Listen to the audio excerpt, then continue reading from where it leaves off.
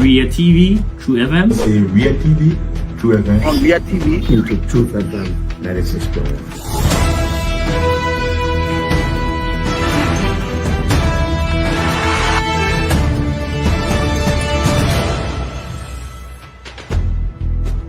what's the meaning of the black barrier? The black barrier is to tell Joseph Bakala, if you don't organize yourself in a respectful manner, we'll take your plate. You might say what you want to say, but for us, we are here to make sure we build our country, that we are respected. We have donors that are coming because of the confidence.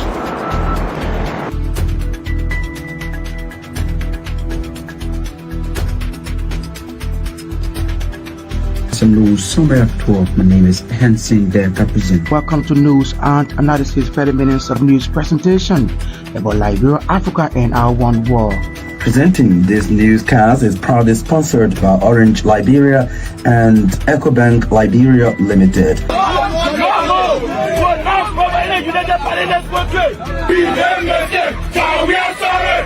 How is life after the presidency? But before the presidency, the same life, that's what you see. I have a different life. You know, when I was not president, this life, that's what I live, you know, with my family and I have a lot of interest in the health sector, the educational sector, and the agriculture sector. Roads, connecting roads. Yeah, we are calling international community to come to intervene for us because, like I just stated previously, we don't know who to trust.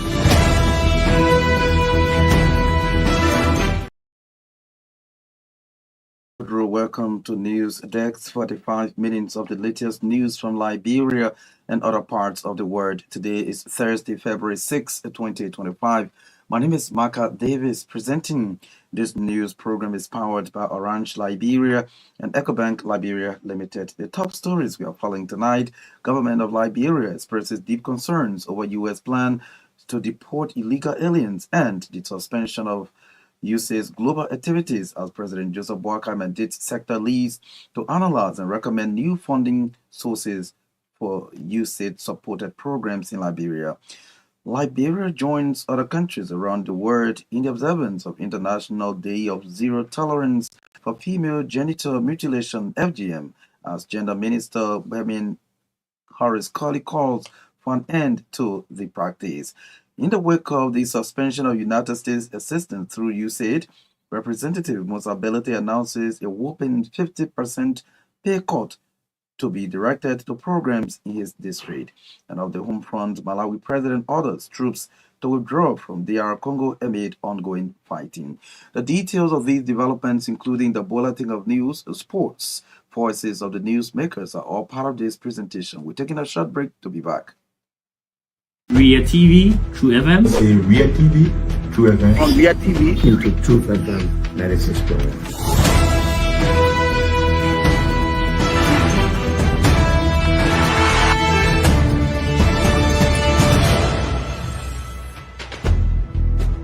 what's the meaning of the black barrier? The black barrier is to tell Joseph Bakala, if you don't organize yourself.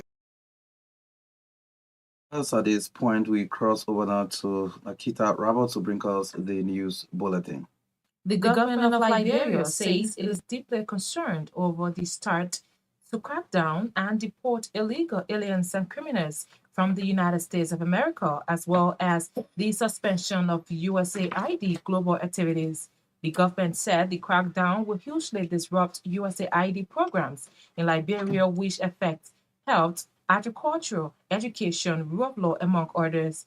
On deportation, the government of Liberia noted that while it has not been officially informed about the mass deportation of Liberians in line with the new immigration policies of the U.S. government, it is aware that 4 deportees who processes commenced long before the Trump administration's procurement regarding mass deportation will be arriving this week. The government is that's in a statement issued on Thursday, disclosed that the Minister of Foreign Affairs has written the U.S. Secretary of State requesting a meeting to dialogue on alternatives to deportation, adding the government is also engaging with the U.S. Congress at state and federal levels to seek alternatives to deportation. The statement quotes the government as noting that the Embassy of Liberia near Washington convened a vital meeting with Liberians in the United States, which was moderated by Liberia's ambassador to the U.S., Dr. Ahazan Cotton, and the Minister of Foreign Affairs, Sarah Beslow Yanti. The meeting, according to the release, concluded with more active and coordinated responses through diplomatic channels on the mass deportation issue.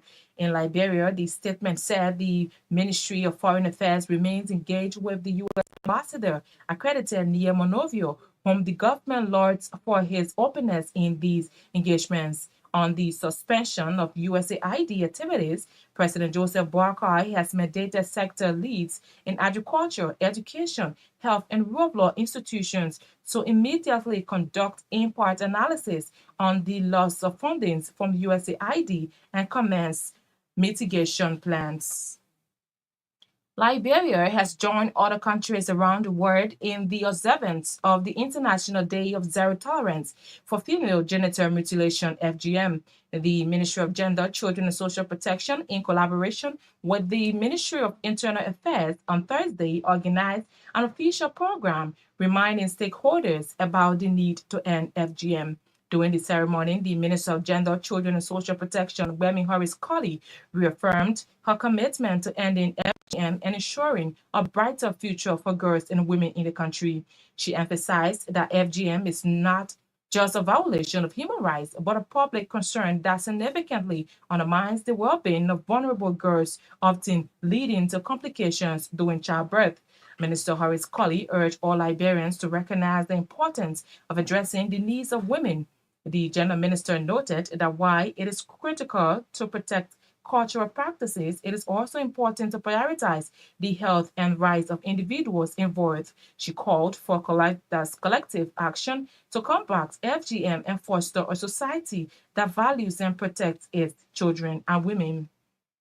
Meanwhile, the UN Women has described FGM as a horrific act of gender-based violence affecting more than 230 million girls and women. Delivering a speech on behalf of UN Secretary General Comfort Latte cited that the theme for this year's observance of International Day of Zero Tolerance for Female Genital Mutilation, initiation without mutilation, should serve as a powerful reminder for everyone to strengthen the global movement aimed at dismantling harmful attitudes surrounding FGM. She stressed the importance of fostering strong partnership among governments, grassroots organizations, and survivors to amplify efforts to eliminate this menace by the year 2030. Ahead of the upcoming Nimba County senatorial by-election, Representative Samuel Koga has joined the Movement for Democracy and Reconstruction. Representative Koga told partisans on Wednesday that he was not joining the party because the founder, Senator Prince Johnson, was dead, but he joined to fulfill the will of the late senator. He said he was joining the MDR with a huge constituent, the Nimba County District Vice Representative, who declared his intention for the pending senatorial by-election in the county, called for respect for the rights of all members of the party. Welcoming Representative Koga to the MDR, the party chairman, Councilor Cooper Carr, said the MDR remains a strong supporter of the Boakai Kun administration. President Joseph Boakai says corruption remains a major obstacle to the development progress of the country. The Liberian chief executive said corruption being an age-old problem that has undermined the growth of the country, his government takes seriously the fight against the menace, evidenced by the administration's support to upholding pieces of legislation on public procurement and public financial management. Serving as chief launcher of the Electronic Government Procurement (EGP) system in Monrovia on Thursday, President Boakai reaffirmed government's commitment to continue supporting the work of integrity institutions, including the Public Procurement and Concessions Commission (PPCC), to expose corrupt practices across government-linked ministries and agencies. President Boakai is therefore urging heads of integrity institutions to serve with high standard of professionalism in the performance of their duties making significant reference to individuals holding tenure positions. Giving the overview of the program, the executive director of the Public Procurement and Concession Commission, Burger Scott Johnson, disclosed that the Liberia government received financial and technical support from the World Bank and the African Development Bank. At the same time, the PPCC boss said the initiative was negotiated between the Liberian government and donor partners back in 2019, but did not materialize until November 2023, when government signed an agreement with a vendor being selected through a bidding process to design the electronic government procurement system. Vice President Jeremiah Cohn has underscored the need for government to be intentional about improving the cultural and historical sites in the country. Speaking at a program marking the unveiling of Liberia's Arts and Cultural Gallery on Thursday, Vice President Cohn said culture cannot be overlooked because it is essential to the economic development of any country. Vice President Cohn said when the government is deliberate about developing its historical sites, it drives investors to join the process. For its part, the Minister of Information, Cultural Affairs and Tourism, Jeremy McPierre, underscored the need for government to reactivate the National Cultural Center and open the National Cultural Troops to new talents. He said the Ministry of Information, Cultural Affairs and Tourism is in collaboration with the Ministry of Education to revamp and restructure the country National Museum. The High Commission of the Armed Forces of Liberia has officially activated the engineering company to the 21st Engineering Battalion and the Agricultural Battalion in the Liberian Army. Speaking during the activation ceremony held at the Barclay Training Center in Monrovia on Thursday, the Assistant Chief of Staff of the Armed Forces of Liberia, Lieutenant Colonel Robert Jado, said the establishment of the 21st Engineering Battalion and Agricultural Company aligns with the vision of a modern, sufficient, and service-oriented army. According to Lieutenant Colonel Jado, the agricultural company will focus on enhancing food production, supporting agro-business initiatives, and contribute to national food security. Delivering the keynote speech at the program, the Deputy Minister for Operations at the Ministry of National Defense, Spencer Leacold, expressed hope that the establishment of the agricultural company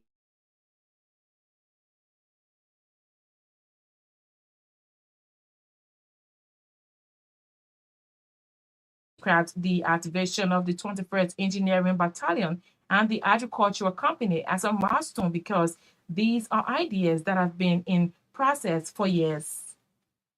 President Joseph Boakai is expected to begin a nationwide tour in the 15 counties in an effort to take the government to the people throughout the country later this year. The Minister of State for Presidential Affairs, Sylvester Gillespie, disclosed that President Boakai will not want to be hosted in a dilapidated structures. As such, county developed that superintendents should now begin thinking out of the box. Minister Gillespie made the disclosure when the Minister of Local Government, that's the Ministry of Local Government, presented 15 newly acquired pickups to the 15 county superintendents in Monrovia on Thursday. Speaking earlier, the Minister of Local Government, Francis Nemale, explained that the vehicles were purchased based on the allotments made in the proposed budget of the ministry, despite the lack of vehicles for ministers and deputies. According to Minister Nemale, the discussion to purchase the vehicle was based on the seriousness President Boakai attached to decentralization in Liberia. Lawyers representing suspect Thomas Eterach and Eric Susi request to suppress evidence and return property have been denied by the Monrovia City Court. Magistrate Ben Barcode on Thursday, according to RCI judicial correspondent, rejected the two suspects' lawyers' application on grounds that it is premature.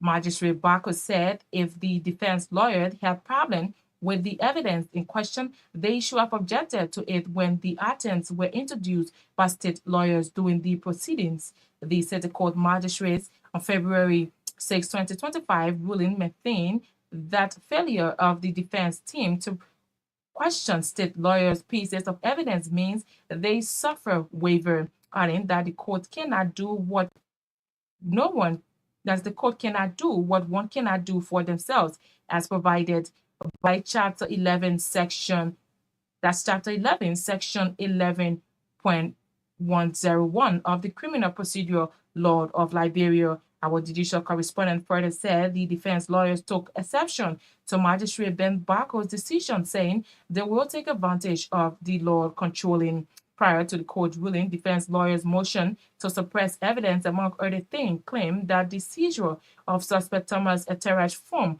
was done without a search warrant being issued.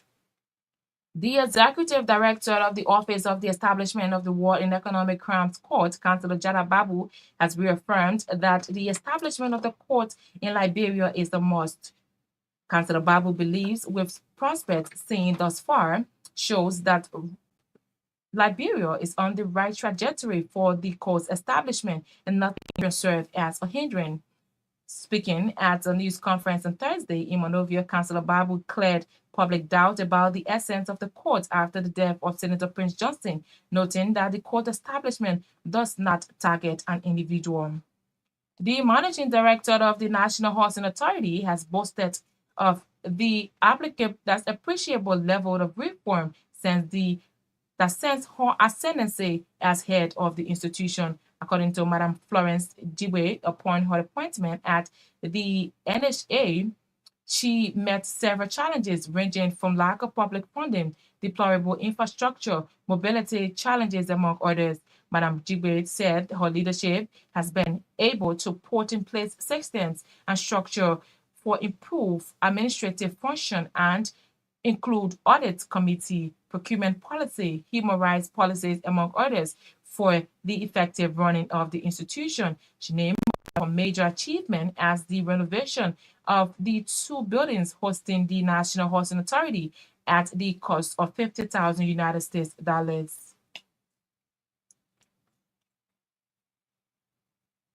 And out of Liberia now, Malawi's President Lazarus Chakwera has ordered the military to begin preparing to withdraw from their peacekeeping mission in the volatile Eastern Democratic Republic of Congo. The Malawian troops are part of the Southern African Regional Bloc military mission deployed to DR Congo to help tackle armed groups. At least 20 peacekeepers, including 14 South Africans and 3 Malawians, were killed as the M23 rebels captured the key city of Goma, the capital of the North Kivu province, last week. President Chakwera said that's on Wednesday that his decision was meant to honor the declaration of a ceasefire by the parties, even though the fighting is continuing. That's the Bulletin of News. Is back to Marka.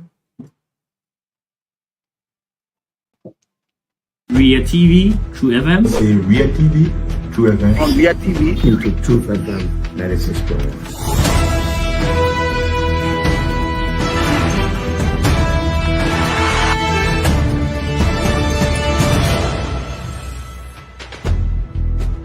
What's the meaning of the black barrier? The black barrier is to tell Joseph Bakala, if you don't organize yourself in a grateful manner, we'll keep your plate Liberia. You might say what you want to say, but for us, we are here to make sure we build our country, that we are respected. We have donors that are coming because of the confidence.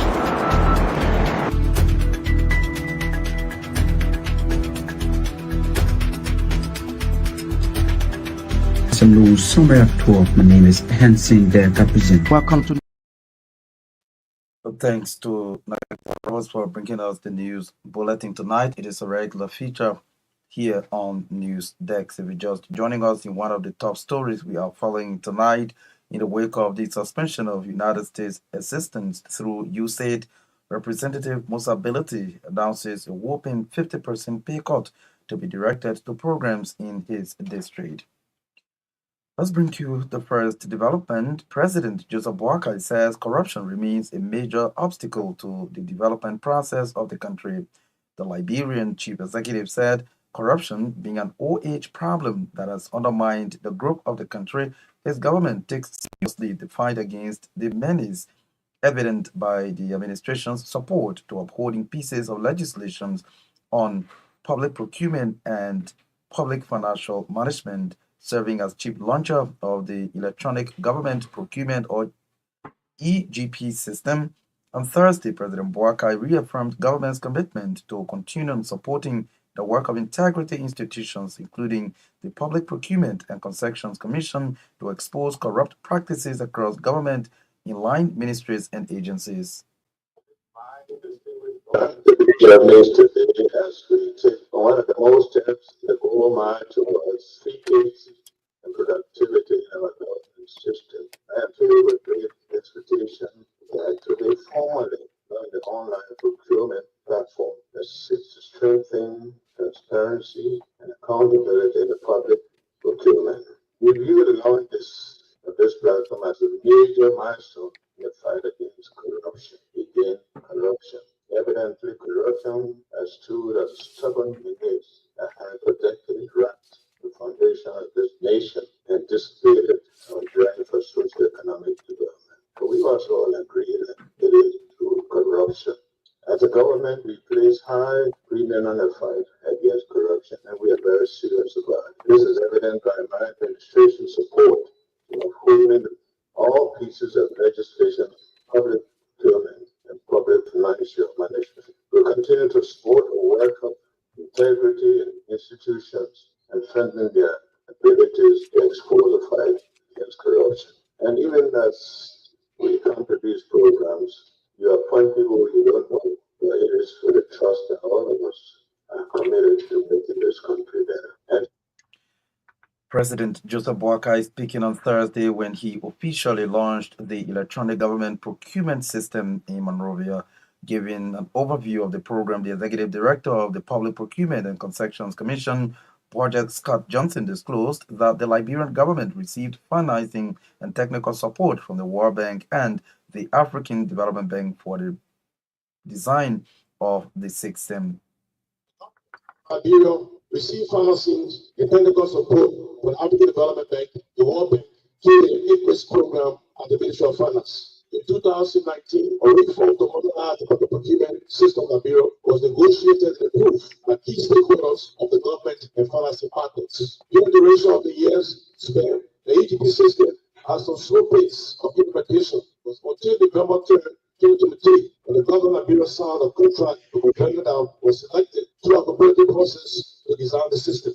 We took a key decision to establish the EGP task force, compromising of key stakeholders of our procurement system. This team received technical support from the World Bank foreign experts recruited to argue to build the system. Through our collaborative efforts, the team approach were able to set up task force to engage different government ministries. Today, we have engaged 6 government entities on the platform. We do have the Ministry of Finance and Development Planning. In the pilot project, we have the Ministry of Public Works, the Ministry of Health, the Ministry of Education, the NRA, and of course the PBCC. The system have achieved a lot. The system requirements classification assessment was completed in March 2024. He is the Executive Director of the Public Procurement and Concessions Commission, Project Scott Johnson, there speaking during the launch of the Electronic Government Procurement System in Monrovia. In the wake of the suspension of United States aid through USAID, Representative Musability has announced a whopping 50% pay cut to be directed to programs in his district. The Neva County District 7 representative said the suspension of U.S. aid through USAID poses a grave danger to the Liberian economy. As such, leaders of the country must be prepared to take decisive action to protect the schools, hospitals, and security of the state. Making the disclosure Thursday on the Truth Breakfast show, the Nima County lawmaker said the management of the health center in Seklipi had earlier planned to buy a vehicle with funds from its budget, but the allocation for the facility in the 2025 budget dropped drastically to just $75,000 US, which cannot allow the management to purchase the vehicle. He said the pay cut will be directed towards procuring a vehicle for the comprehensive or the Saklipi Comprehensive Health Center. And wanted to get an increment in their budget up to 120,000 or thereabout. This year in the crisis, our colleagues on our back and did all kinds to deal with the budget. Even we don't even know where the current budget is. I've been informed by the hospital that the budget has been reduced to 75. And we already know we have a problem for us. And 3 days ago, our caucus, the Royal Approval, urged our members to mitigate the usage crisis, to reduce. And this is what I read most of the comments. The people commended it, but they wanted it to be followed by action. And as a leader, once you call yourself leader, you must be in a position to take the first step. The hospital had informed me that they are really getting hard time with their staff, the late night calls for the doctors, and sometimes there are emergency in the other towns and villages, no vehicle. So they are based on the budget of 2024, they are put in a vehicle for 2025. Unfortunately, that's not going to happen. So. Well, he is Nema County District 7 representative ability there, disclosing a 50% pay cut to support projects, including purchasing a vehicle for the Saklipi Comprehensive Health Center in District 7, Nema County. Liberia has joined other countries around the world in the observance of International Day of Zero Tolerance for Female Genital Mutilation, FGM. The Ministry of Gender, Children, and Social Protection, in collaboration with the Ministry of Internal Affairs, on Thursday organized an official program reminding stakeholders about the need to end FGM. During the ceremony, Gender Minister Myean Colley reaffirmed her commitment to ending FGM and ensuring a brighter future for girls and women in the country.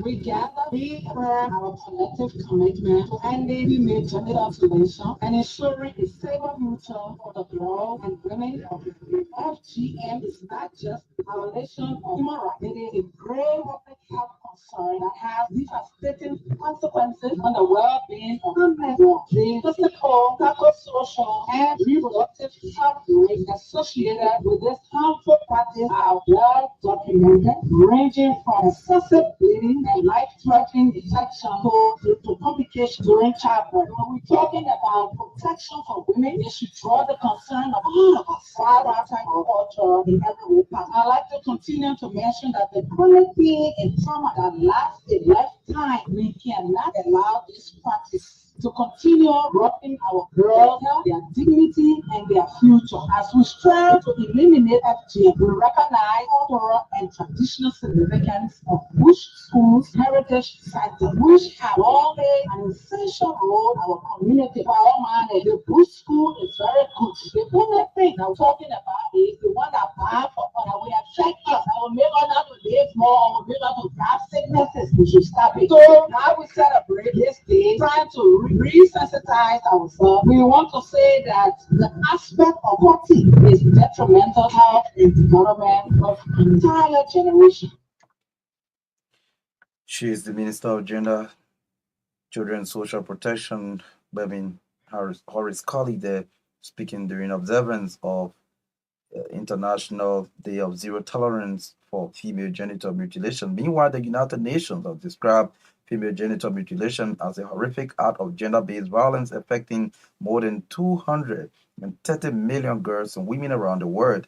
Delivering a speech on behalf of the United Nations Secretary General Antonio Guterres, UN Women's Secretary General Comfort Lamptey cited that the theme for this year's observance of International Day of Zero Tolerance for Female Genital Mutilation, Initiation Without Mutilation, should serve as a powerful reminder for everyone to strengthen the global movement aimed at dismantling harmful attitudes surrounding FGM. International Day for Zero Tolerance for Female Genital Mutilation. And here is the message from our Secretary General. Female genital mutilation is a horrific act of gender-based violence. More than 230 million girls and women alive are survivors of this abhorrent practice. As one of the most brutal manifestations of gender inequality, female genital mutilation inflicts profound, lifelong physical and mental harm, carries life-threatening health risks, and violates the right of women and girls to body autonomy, safety, and dignity. Eradicating Eradicating this vicious human rights violation is urgent, and it is, as this year theme reminds us, we are making progress, but we must pick up the pace. We must strengthen global movements to break down our attitudes, beliefs, and gender stereotypes. And we need all the strong partnership between government, rights organizations, and survivors, supercharge efforts, and eliminate by 2030. Pact for the Future agreed at the United Nations last September includes a commitment by member states to eliminate female genital mutilation by tackling negative social norms and gender discrimination. Let's join forces to make female genital mutilation history and ensure a brighter, healthier, and more just future for all women and girls everywhere. End of quote. She's Compolanti speaking there on behalf of the Secretary General of the United Nations, Antonio Guterres, during the observance of International Day of Zero Tolerance for Female Genital Mutilation, FGM. We're a little past the half-hour mark. This is a reminder you are listening to News Desk, 45 minutes of news from Liberia and other parts of the world. The top stories we are following tonight: government of Liberia expresses deep concerns over U.S. plan to deport illegal aliens and its suspension of USAID's global activities. President Joseph Boakai mandates sector leads to analyze and recommend new funding sources for USAID projects in the country. Liberia joins other countries around the world in the observance of International Day of Zero Tolerance for Female Genital Mutilation, as Gender Minister Myean Harris Colley calls for an end to FGM. In the wake of the suspension of United Nations assistance through USAID, Representative Mosability announces a whopping 50% pay cut to be directed to programs in his district. And of the home front, Malawi president orders troops to withdraw from DR Congo amid ongoing fighting in that East African nation. Let's take a short break to be back.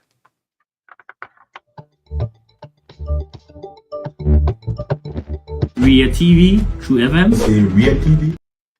Well, thanks for rejoining us. Vice President Jeremiah Cohn has underscored the need for government to be intentional about improving the cultural and historical sites in the country.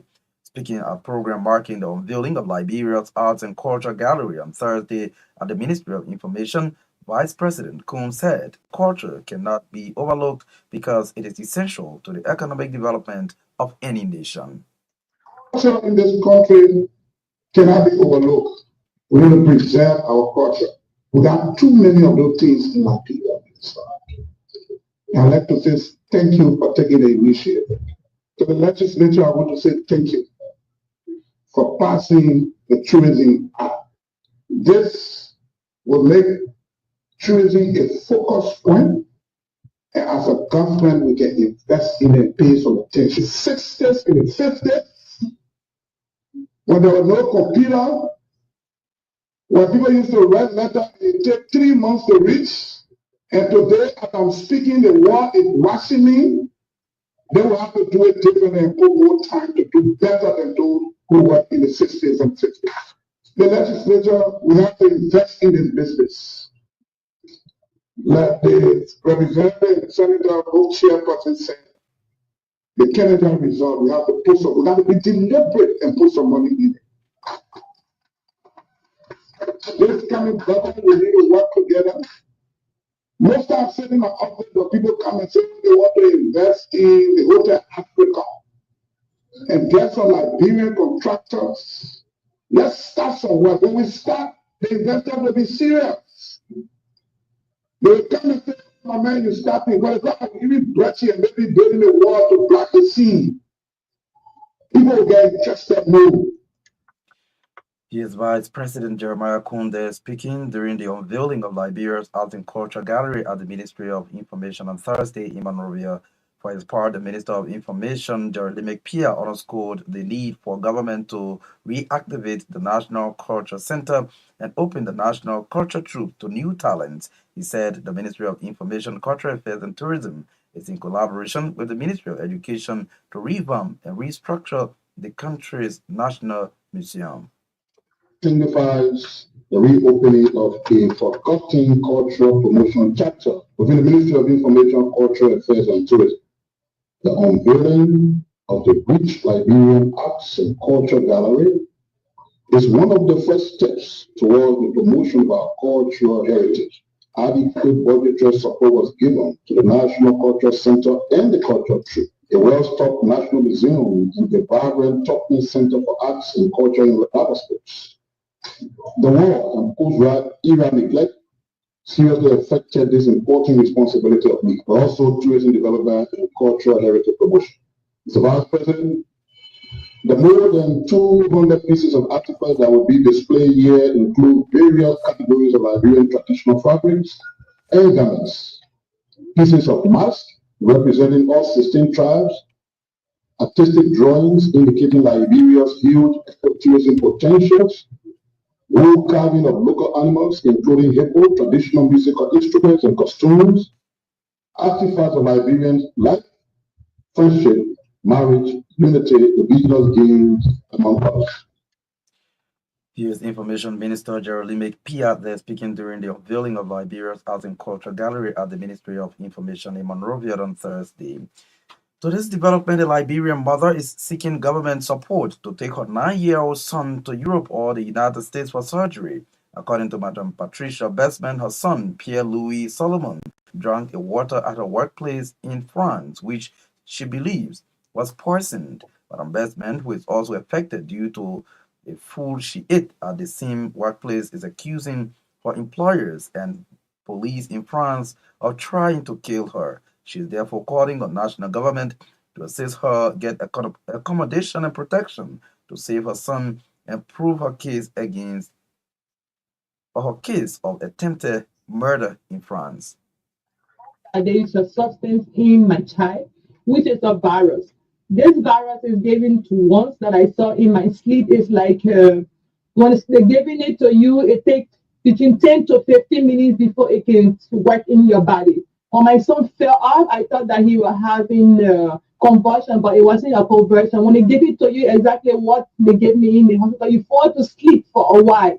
And then while you are sleeping, this work in your body, you have this kind of a brain in your system that you cannot control with heavy cold and then with high temperature, all your feet and hand, everything can get numb with pain inside. So the reason I'm here is that I know something went wrong somewhere and I know they were trying to kill me, but I cannot really put my hands together apart from what I know that they wanted to use my organ for human trafficking. And the police in my community, Sartreville police, the state police in Sartreville in the 78th department is responsible for this. So before I came, my children are French, and then I have my resident permit. I wasn't deported from France or nothing. I only ran to Liberia here to get some help, and then for my country to be able to back me and prove that they wanted to kill me in France, that my government can be involved, and then to investigate this case.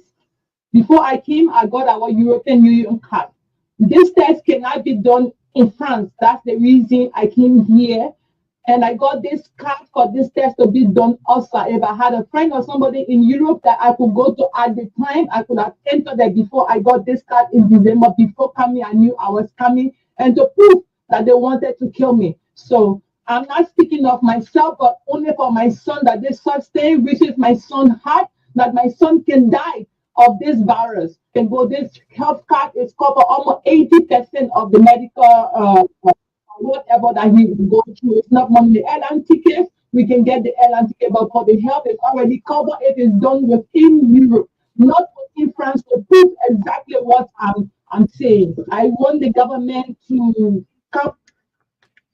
She is a Liberian mother seeking government support to take her 9-year-old son to Europe or the United States for attention on suspected poison that is, she believes, in his body. Well, she is Patricia Bestman. She spoke today right here during an interview on Truth FM. President Joseph Boakai is expected to begin a nationwide tour in the 15 counties in an effort to take the government to the people throughout the country later this year. The Minister of State for Presidential Affairs, Sylvester Grisby, disclosed that President Boakai would not want to be hosted in a dilapidated structure. As such, county superintendents should now begin thinking out of the box. The disclosure was made by Minister Grisby in Monrovia on Thursday. Happy that we were able to provide these vehicles that will enable you to carry out the tasks of reconstruction that has been trusted to you. This is just one aspect. The president has been very innovative in his part, and he wants you all to also think out of the box. Think innovation. You all have presidential policies in your jurisdiction. He wants you to be able to utilize those policies to the maximum effect possible as to protect the image of the government. How those policies symbolize the unity, the authority of the respective counties. He has been thinking that perhaps in a year, maybe once, twice, the president will visit the county. He is the Minister of State for Presidential Affairs, Sylvester Grisby, there speaking when the Ministry of Local Government presented 15 newly acquired pickups to the 15 county superintendents in Monrovia on Thursday. Speaking earlier, the Minister of Local Government, Francis Yumalin, explained that the vehicles were purchased based on the allotments made in the proposed budget of the ministry despite the lack of vehicles for ministers and deputies.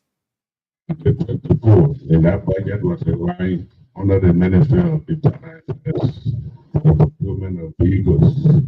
The central administration that I had at the meeting, and we found out that the money made available in the budget, in the budget, could not buy vehicles for our superintendents, for our assistant ministers, for our deputy ministers, and this minister. In our wisdom, and considering the fact that the government takes decentralization as a matter of priority. He is the Minister of Local Government, Francis Yumalin, there speaking. The Executive Director of the Office for the Establishment of War and Economic Crimes Court, Councillor Jala Babu, has reaffirmed that the establishment of the court in Liberia is a must. Councillor Babu believes, with prospects seen thus far, Liberia is on the right trajectory for the court's establishment and nothing can serve as hindrance. He spoke at a press conference in Monrovia on Thursday.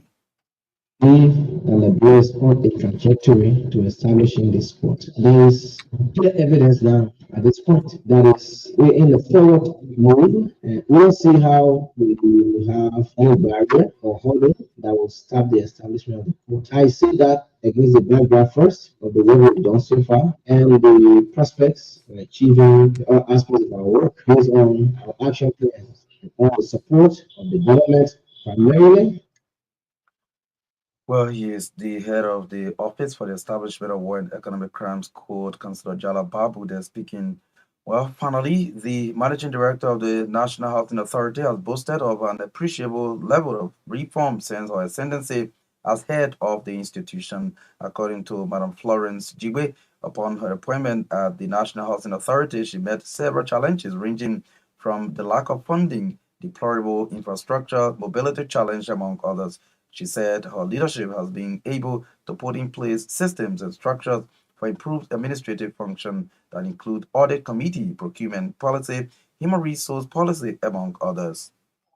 Overall, the structure, the facility as a whole, there was need for rehabilitation. So I contracted a construction company and we rehabilitated the facility, the two buildings and the facility and the cost of the United States Department. And upon that, we were able to get minimum office equipment and working tools. And then we Well, we hope to bring you more of that in our subsequent news program. She's Madam Florence Jigwe, the head of the National Housing Authority, there speaking today during a press engagement in Monrovia. This is how we love to go home on tonight's presentation of News Desk. But before we leave you, these are the top stories we followed.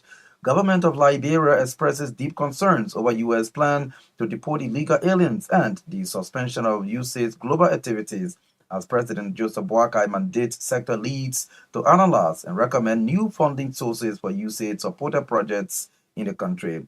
Liberia joins other countries around the world in observance of International Day of Zero Tolerance for Female Genital Mutilation, as Gender Minister Myean calls for an end to FGM around the world.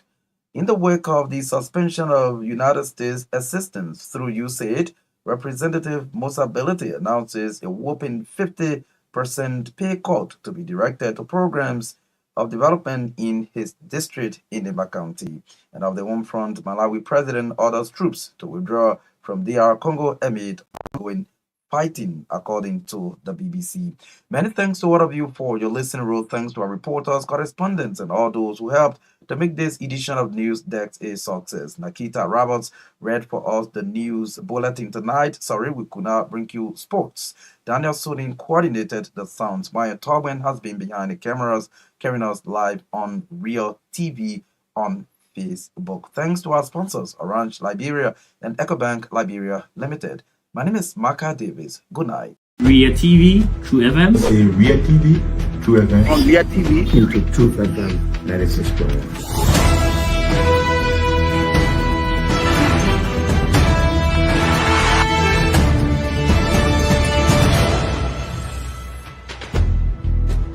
What's the meaning of the black barrier? The black barrier is to tell Joseph Bakala, if you don't organize yourself in a respectful manner, we'll keep your plate Liberia. You might say what you want to say, but for us, we are here to make sure we build our country, that we are respected. We have donors that are coming because of the confidence.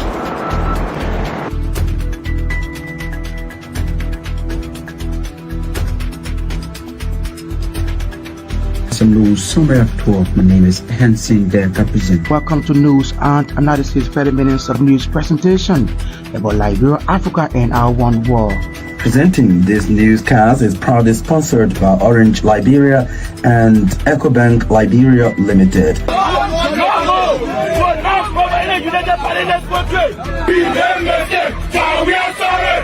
How is life after the presidency? But before the presidency, the same life that what you see. I live a different life. You know, when I was not president, this life that what I live. You know, with my family and I have a lot of interest in the health sector, the educational sector, and the agriculture sector. Roads, connecting roads in this country. Yeah, we are calling international community to come to intervene for us because, like I just stated previously, we don't know who to trust.